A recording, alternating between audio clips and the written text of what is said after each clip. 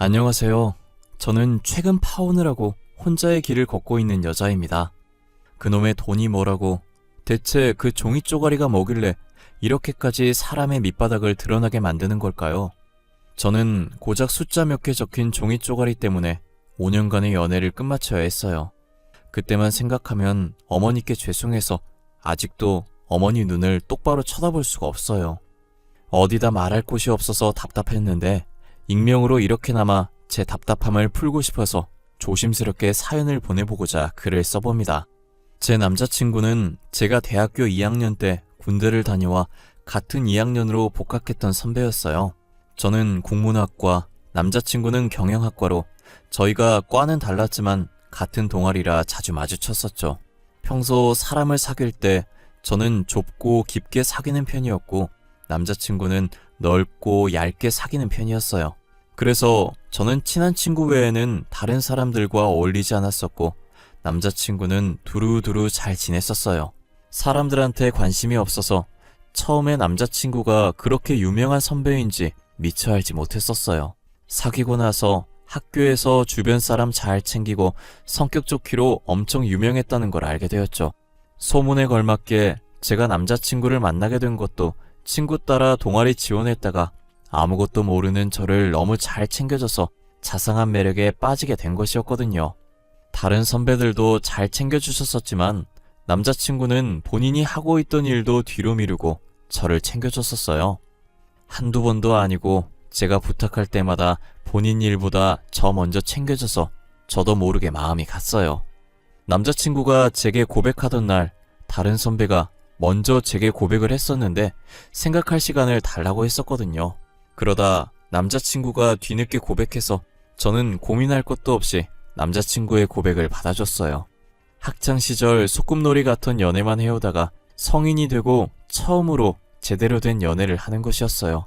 제게 어른의 연애란 무엇인가를 알려준 남자였습니다. 연애하면서도 늘 저를 먼저 생각해주고 배려해주던 남자였기에 저는 이 남자와 함께라면 무엇이든 할 수 있을 것 같은 기분이 들었어요. 만약 결혼을 하게 된다면 지금 내 옆에 있는 이 남자와 하지 않을까 하는 생각도 했었죠. 연애를 하면서 같이 늙어갈수록 자연스럽게 남자친구와의 미래를 꿈꾸며 하루하루를 보내게 됐어요. 하지만 결혼이라는 게 쉽게 생각할 수 있는 그런 게 아니었어요. 저희 집안이 금수저라고 불릴 만큼 잘 사는 것은 아니지만 그래도 어디서 무시당할 정도는 아니었어요. 부모님께서도 자수성가의 표본이라고 해도 무방할 정도로 젊었을 때부터 안 해본 일이 없었고 그렇게 모은 돈으로 각지의 체인점까지 있을 정도로 유명한 식당을 운영하고 계세요. 정말 휴지 한 칸도 아껴 쓸 정도로 힘든 시절이 있었던지라 늘 겸손하게 사시던 분들이셨죠. 하지만 저희와 반대로 남자친구 집안은 태초에 돈 많은 양반 출신에다 아버님 사업까지 잘 돼 정말 다이아몬드 수저 버금갈 정도로 금수저인 부자였어요. 처음엔 저도 남자친구 집안이 이렇게 대단한 집안인 줄은 꿈에도 몰랐어요. 남자친구가 제게 이 사실을 숨기고 만났기 때문에 전혀 몰랐다가 친구 고민 상담해주다가 얼떨결에 친구를 통해서 알게 됐죠. 야, 너는 부럽다. 남자친구 되게 잘 만나잖아. 내 남자친구는 못생긴 게 바람까지 폈는데 네 남자친구는 잘생기고 너만 바라보고 거기다 금수저잖아. 다 갖췄네. 진짜 부럽다. 금수저라고? 에이, 아닐걸. 다른 사람이랑 착각한 거 아냐? 우리 오빠 금수저라는 말 들어본 적이 없는데. 에이, 아마 아닐 거야. 너는 소문 같은 거 안 듣고 다니니? 네 오빠 이름만 대도 알만한 기업 대표 아들이잖아. 몰랐어? 인터넷에 검색하면 대표 이름 뜨고 그 밑에 자식들 이름도 뜨거든? 거기에 네 오빠 이름이 있어. 찾아봐. 제가 계속 믿을 수 없다는 듯한 표정을 지으니까 친구는 한심하다는 듯 저를 쳐다보다가 본인 핸드폰을 들어서 뭔가 입력하는 것 같더니 핸드폰 화면을 제 눈앞에 가져다 대는 거예요. 대표 이름 석자 밑에 대표에 대한 정보가 적힌 부분이 조그맣게 있었는데 자녀 부분에 친구가 말한 대로 남자친구 이름 석자가 적혀 있더라고요.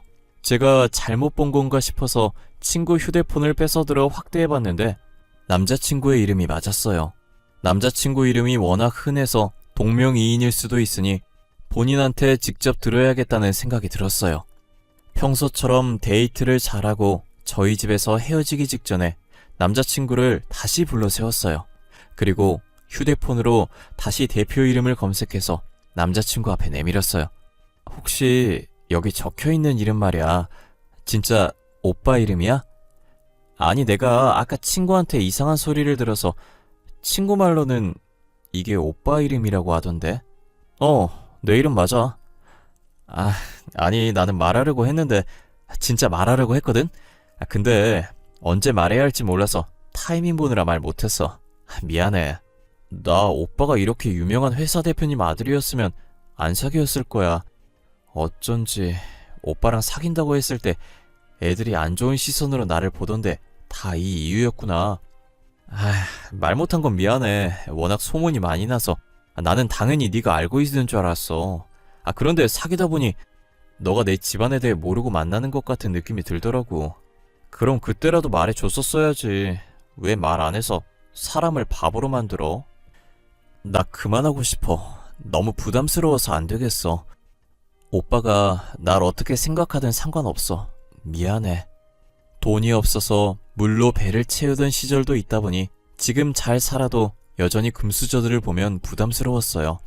자격지심이라고 하실 수도 있겠지만 제가 그렇게 자라온 터라 어쩔 수 없는 부분이었어요. 남자친구가 좋은 사람이라는 걸 잘 알지만 제가 가난했던 학창시절 금수저들에게 당한 게 많았거든요. 친구들은 물론이고 학교에 부모님이 오시면 친구들의 부모님도 저희 부모님을 돈 없다고 무시했었어요. 늘 부당한 대우를 당한 건 돈 없어서 당하기만 해야 했던 저희 같은 사람들이었죠. 그러니 제가 금수저들을 좋게 볼 수 없는 거예요. 그래서 저는 남자친구에게 이별을 고했지만 남자친구는 울면서 제게 매달리더라고요. 울면서까지 매달릴 줄은 몰랐어서 우는 남자친구를 보고 저도 많이 당황했었어요. 나 너랑 못 헤어져. 아니, 싫어. 안 헤어질 거야. 내가 싫어서 헤어지려는 거 아니잖아. 그러니까 못 들은 걸로 할 거야. 그런 집안에서 태어난 게 내 잘못은 아니잖아. 안 그래? 오빠는 나 아니어도 나보다 훨씬 더 괜찮은 사람 만날 수 있을 거야. 남 잘 챙기고 다정하니까. 싫어. 너랑 헤어지는 거 싫다고. 너는 내가 이전에 만났던 사람들처럼 내 집안 배경을 보고 만난 게 아니라 온전히 나라는 사람을 사랑해준 사람이야. 다른 사람들과 다르다고. 오빠, 지금 우는 거야? 왜 울고 그래. 내가 미안해. 잘못했어. 다시는 헤어지자는 말 안 할게. 그러니까 울지 마, 응? 내가 뭐라고 이렇게 울어. 남자친구는 말하다가 감정이 북받쳤는지 몸을 들썩거리면서 숨이 넘어갈 듯 울기 시작하는 거예요. 괜히 제가 다 큰 성인 남자를 울린 것 같아 미안해서 이 상황을 어떻게 해야 할지 모르겠더라고요.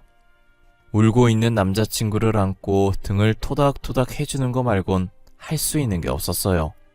그래도 시간 지나고 들썩임이 사라지고 민망한지 제 품에서 나와 손으로 눈물을 쓱 닦더라고요.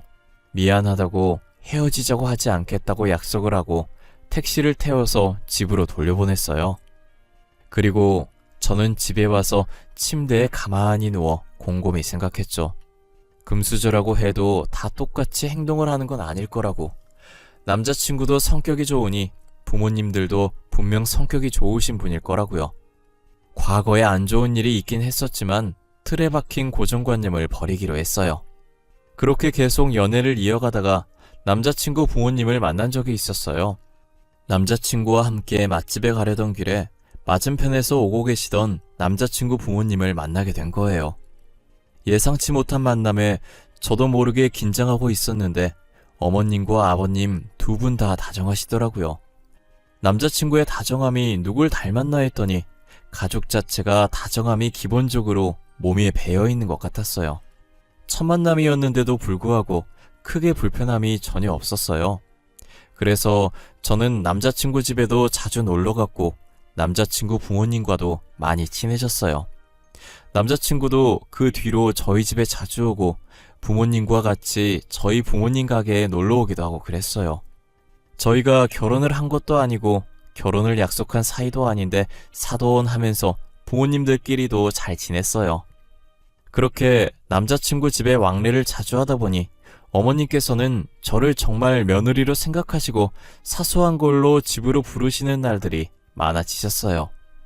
결혼하려면 다 배워놔야 한다고 하시면서 일을 종종 시키셨었죠. 아직 결혼 얘기가 안 나오긴 했지만 미리 배워서 나쁠 건 없다는 생각에 군말 없이 했었어요. 아버님 생신날 저를 불러서 같이 음식을 차리자고 해서 학교 마치는 대로 장을 보러 갔어요. 어머님께서 문자로 남겨주신 재료들을 사고 나니 한 박스 꽉 차게 되더라고요. 무거운 상자를 팔로 어찌저찌 받쳐들고 낑낑거리며 남자친구 집에 도착했어요. 저는 쉴 틈 없이 재료를 주방으로 옮기고 어머님 옆에서 보조 정도만 해드렸어요. 그리고 아버님이 좋아하시는 음식들 레시피를 열심히 받아 적었어요. 간혹 어머님께서 좋아하는 음식들도 이야기하시길래 혹시나 하는 마음에 같이 받아 적었죠. 혹시나 했는데 역시나 어머님 생일상도 제가 차려야 하더라고요.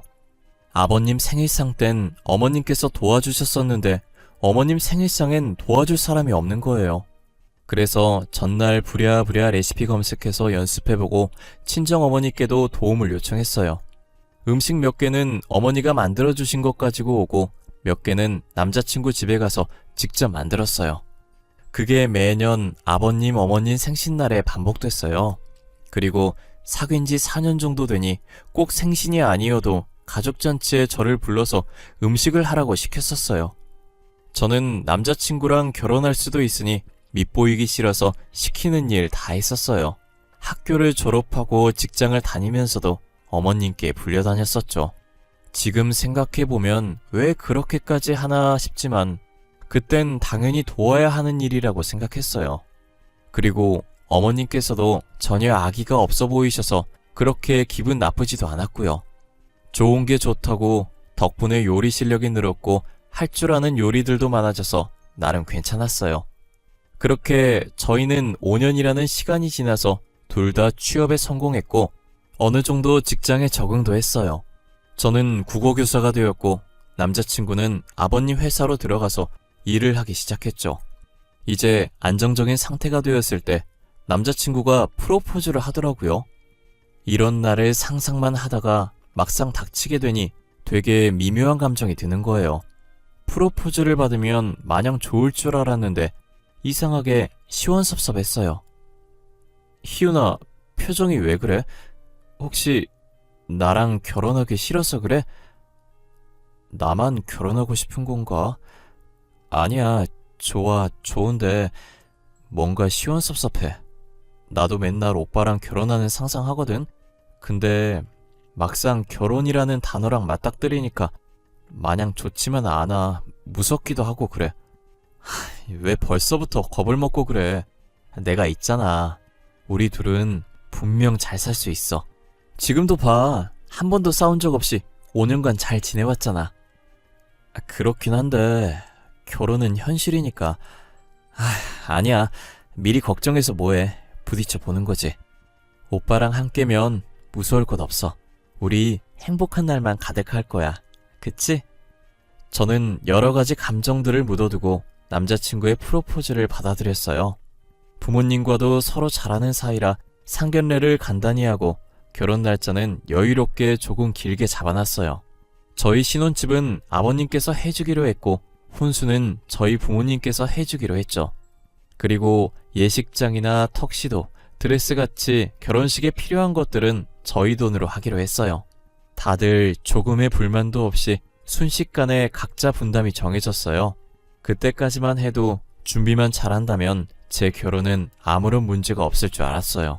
하지만 제가 5년 동안 예비 시어머니를 봐오면서 그동안 모르고 있던 사실이 하나 있었어요. 한없이 다정했던 예비 시어머니에게도 단점이 있었는데 그건 바로 돈에 대한 자부심이었어요. 돈도 남들보다 넘치도록 많으면서 누군가가 비싼 걸 턱턱 사면 혼자서 경쟁의식이 강해지세요. 경쟁이라도 하듯 돈을 쓰시려고 하고 자신의 돈이 더 많다는 걸 증명하고 싶어 하셨죠. 그리고 모든 사람을 자신의 밑으로 둬야 하는 분이었어요. 피라미드 모양의 먹이사슬에 자기가 제일 꼭대기에 있어야 하는 분이셨죠. 자신보다 위라는 생각이 드는 사람이 있다 싶으면 물어 뜯어서라도 자기 밑으로 만들었어요. 알고 보면 시어머니의 다정함도 자신보다 하찮은 사람에게 베푸는 아량 같은 것이었어요.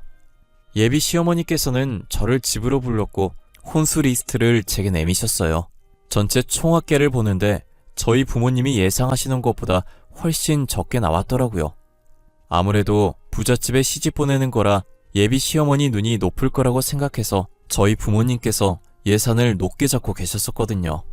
아직 결혼하려면 시간만이 남았지만 그래도 일단 생각나는 혼수들 먼저 쫙 정리해봤어.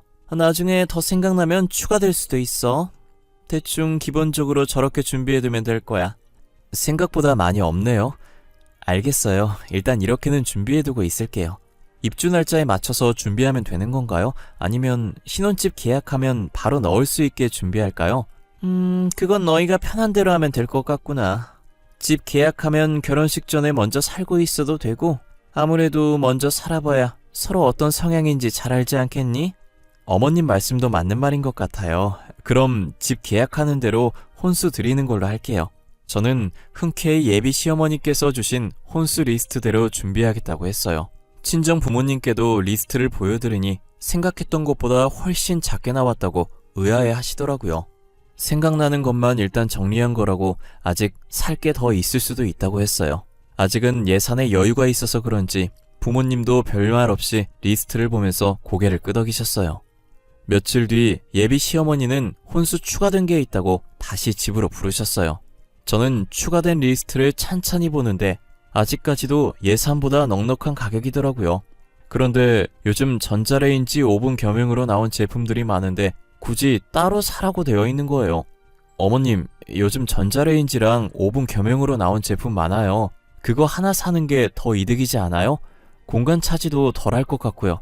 전자레인지, 오븐 각각 본연의 기능을 써야지. 겸용으로 쓰면 안 되는 기능이 분명히 있을 거야. 그냥 따로 사는 게 더 나아. 아, 그래요? 근데 저희 오븐 잘 안 쓸 것 같은데 저희 집도 오븐을 안 써서 없거든요. 우리 아들은 오븐으로 이것저것 간식거리 잘 만들어 먹어. 봐봐, 우리 집에도 저기 오븐 있잖아. 저것도 우리 아들밖에 안 쓰거든. 아, 그렇구나. 알겠어요. 이것들만 더 추가하면 되는 거죠. 그럼 저희가 준비할 혼수는 이게 끝이에요? 일단은 이게 끝이긴 한데 작은 것들만 먼저 준비해놓고 있어봐. 냉장고, TV 같은 큰 제품들은 수정할 수도 있어서 조금 시간을 두고 준비하는 게 좋겠어. 저는 알겠다고 하고 추가된 리스트를 친정 부모님께 전달해드렸어요. 예비 시어머니께서 말씀하신 대로 작은 제품들만 먼저 준비해달라는 말도 같이 전했죠. 제가 어떤 혼수든 척척 해오겠다고 하니 예비 시어머니께서 돈부심이 생겼는지 그렇게 몇 번이고 예비 시어머니한테 불려가서 혼수 리스트를 수정해야 했었어요. 냉장고, TV 같은 경우에도 최신 모델이 나올 때마다 계속 수정하시고 당시 제일 비싼 제품들로만 골라서 제게 보내주셨었어요. 뭐랄까, 니네가 언제까지 내 조건을 다 맞춘다고 할 수 있을지 보자, 약간 이런 생각인 것 같았어요. 저희 부모님은 어떤 것에서 흠잡히면 안 된다고 예비 시어머니의 조건을 다 맞추려고 하셨죠. 몇 번이나 수정된 리스트를 주고받았는데도 여전히 끝나지 않았어요. 저희 예비 시부모님은 돈이 그렇게 많아도 그동안 가정부를 들이지 않았었거든요. 주변 사람들이 가정부를 고용했었는데 가정부들이 집안에 있던 돈을 들고 도망간 걸 많이 봐서 혹시나 예비 시부모님도 그런 일을 당하게 될까봐 고용하지 않으신 거예요. 그런데 한 번은 저도 있는 자리에서 예비 시어머니께서 가정부를 한번 고용해볼까 싶다는 거예요. 여보, 우리도 가정부를 한번 고용해볼까 해요. 나도 이제 나이가 있어서 그런지 조금만 움직여도 삭신이 쑤시고 그래요. 아이, 그래? 하긴 우리도 이제 많이 늙었지. 조만간 손잡아야 할 나이니까 당신 편한 대로 해. 주변에 믿고 맡길 사람이 있나 모르겠네. 제가 아는 사람 중에 믿을 만한 사람이 한 사람이 있긴 해요. 지금 버는 돈보다 더 많이 준다고 하면 올 수도 있어요. 그렇게까지 하면서 데리고 올 정도로 믿음직한가 봐. 그럼 그 사람한테 말 잘해봐. 돈은 얼마든지 준다고 하고. 아무래도 예비 시어머니께서도 나이가 있으신지라 혼자서 집안일 하기에 힘이 들 거라는 생각이 들었어요. 저희 부모님도 일하고 오면 지쳐서 집안일을 못하니 얼마 전부터 가정부를 고용하셨었거든요. 그랬기 때문에 저는 두 분 대화에 아무런 생각이 없었어요. 힘드셨구나. 요즘 젊은 사람도 집안일 힘들어하는데 그 나이면 힘들만 하시지. 그게 다였어요. 예비 시어머니께서 가정부를 고용하든 말든 제가 관여할 바는 아니었기에 신경을 안 썼어요. 안 그래도 돈안 문제로 걱정하시던데 믿을 만한 사람이 있다고 하니 다행이라는 생각까지 들었죠. 저는 집에 가면 부모님과 있었던 일을 다 얘기하는 편이라 이 얘기도 했었어요. 제 얘기 들으신 부모님도 가정부 고용하니까 확실히 편하긴 하다고 잘 생각하셨다고 한 게 다였어요. 그런데 다음날 평소같이 출근하시던 부모님께서 따로 출근을 하시는 거예요. 이미 어머니는 출근하고 안 계셨고 아버지는 가게에 나갈 채비를 하고 계셨죠. 아빠, 왜 오늘은 아빠 혼자야? 엄마는? 엄마 먼저 갔어? 오늘 무슨 단체 손님 있어? 가끔 단체 손님 있을 때 따로 출근하시잖아. 그게 너네 엄마 당분간 다른 곳에 일해주기로 했어. 급한 일인지 도와달라고 했다네. 어차피 직원 많으니까 내가 그렇게 하라고 했어. 그래? 많이 급한 건가 보네. 어제까지만 해도 그런 말 없더니 어제 밤늦게 갑자기 연락이 왔더라고. 그래서 가라고 했지 뭐. 아빠 지금 나가야 해서 먼저 나갈게. 우리 딸도 오늘 파이팅하고 학생들 잡지 말고. 내가 언제 학생 잡았다고 그래. 나같이 착한 선생님 어디 있다고. 다들 나랑 수업 듣고 싶어서 난리거든. 담당반 바꿔달라는 애들도 있거든. 제가 어머님 어디 갔냐고 묻자 아버지는 많이 당황해하는 듯해 보였어요. 그러더니 다급하게 옷을 챙겨 입고 제게 되도 않는 농담을 하면서 집을 나섰죠. 도둑이 제발 저린 것 마냥 도망가듯 나가는 아버지의 행동이 의심스러웠어요. 퇴근 후 집에 와서 어머니께 무슨 일 하냐고 물어보았지만 몰라도 된다고 피하시더라고요. 어머니도 아버지도 제게 숨기는 게 있는 것처럼 굉장히 수상했어요. 하지만 얼마 지나지 않아 어머니께서 무슨 일을 하시게 됐는지 제게 들키게 되었어요. 저는 퇴근길에 새로 생긴 과일집이 있길래 보다가 예비 시어머니 생각이 나서 평소 예비 시어머니께서 좋아하던 과일들을 사서 집에 깜짝 방문을 했어요. 현관문을 열고 시어머니를 몇 번이나 불렀는데도 안 나오시길래 집에 안 계신 것 같아서 과일을 냉장고에 넣고 나오자 싶어서 주방으로 향했어요. 그런데 주방에 익숙한 실루엣의 여자분이 앞치마를 입고 서 있는 거예요. 이번에 오신 가정부신가 했는데 체형이 저희 어머니와 너무 비슷하더라고요. 설마 하는 마음에 걸음을 멈추고 그 자리에 서서 엄마라고 불렀어요. 가정부는 깜짝 놀라하며 하던 걸 멈추고 몸이 굳어있길래 제가 가정부 가까이 다가갔어요. 엄마? 엄마 맞잖아. 엄마가 여기 왜 있는 거야? 앞치마는 왜 입고 있는 건데? 설마. 아니지? 내가 생각하는 그런 거 아니지? 엄마가 이 집 가정부야? 아니 희훈아, 그게 있잖아. 사돈께서 가정부가 오늘 못 온다고 했다고 하셔서 오늘만 봐달라고 하시길래 딱 오늘 하루만 대신 해주고 있었던 거야. 거짓말 치지 마. 내가 바본 줄 알아? 엄마 왜 딸을 바보로 만들어? 며칠 동안 아빠랑 따로 출근했더니 여기서 일하고 있었던 거지, 그치? 어머 아줌마, 주방이 왜 이렇게 시끄러워요? 욕실까지 소리 지르는 소리가 다 들리잖아요. 아가, 너 언제 왔니? 지금 이 상황 어떻게 된 거예요? 그리고 저희 엄마가 왜 아줌마예요? 하나도 빠짐없이 다 말하세요. 집 다 엎어버리기 전에. 당장요. 저희 어머니한테는 가정부 노릇시키고는 자기는 여유롭게 샤워나고 있었더라고요. 어머니가 이러고 있는 줄도 모르고 저런 사람 먹일 거라고 과일 사온 제가 너무 한심했어요. 저번에 예비 시어머니가 가정부 얘기하면서 믿을 만한 사람이라고 했던 게 저희 어머니였어요. 사돈이니 돈 들고 훔칠 위험 적다고 생각했던 것이었죠. 거기다 돈부심 장난 아닌 자기가 내미는 값비싼 혼수들을 고작 식당이나 운영하는 집안이 떡하니 해온다고 하는데 얼마나 짜증났겠어요. 이런저런 이유로 저희 어머니를 자기 발 아래에 두기 위해서 가정부로 고용하신 거예요. 저희 어머니는 혹시나 자신이 거절하면 앞으로 제 결혼 생활이 안 좋아질 것 같아서 제안을 받은 거고요. 아줌마라고 불렀던 건 공과 사를 구분하자고 예비 시어머니께서 먼저 그렇게 하자고 했대요. 예비 시어머니 말만 들어도 정말 너무 화가 나는데 그보다 더 화가 나는 건 뭔지 아세요?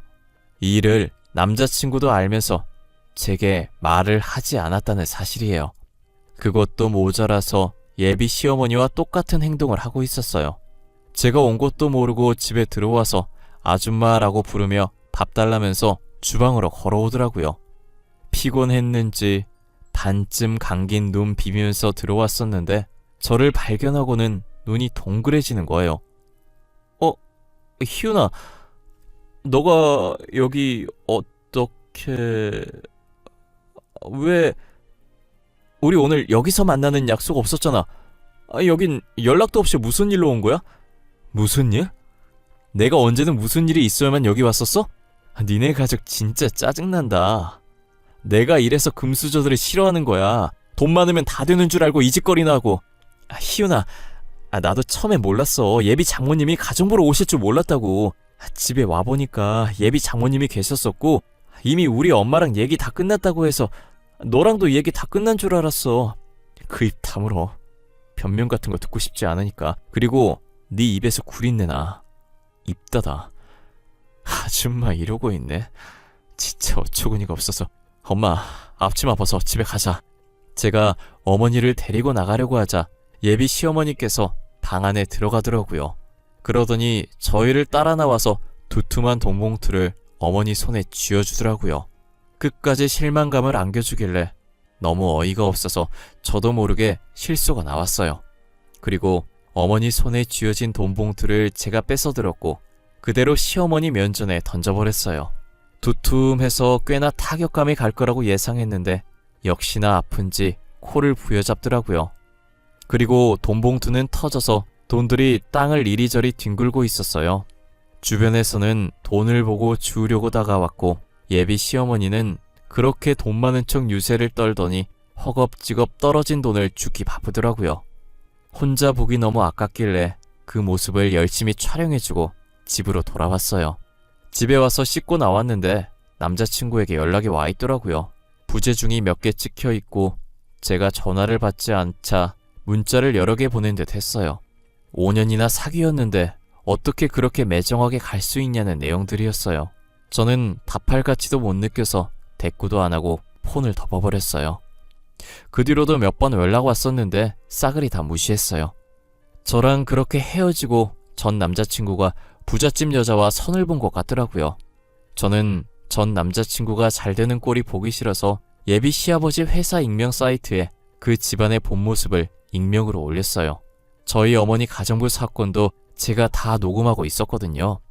그 녹음본이랑 돈 줍는 예비 시어머니 영상까지 다 올렸어요.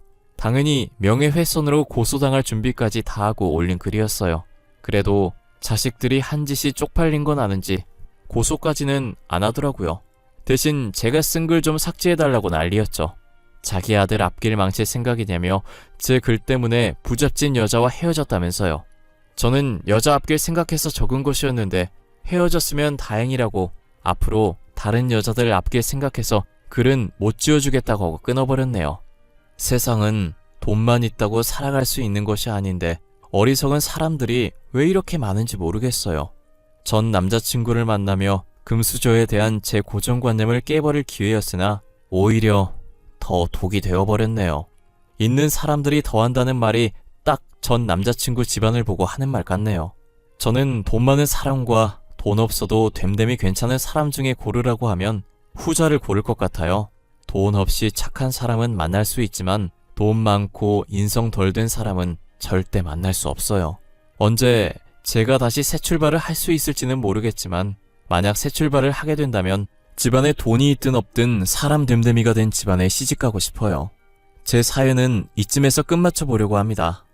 여러분들도 돈이 다가 아니라는 걸 제 사연을 통해 아셨으면 좋겠어요.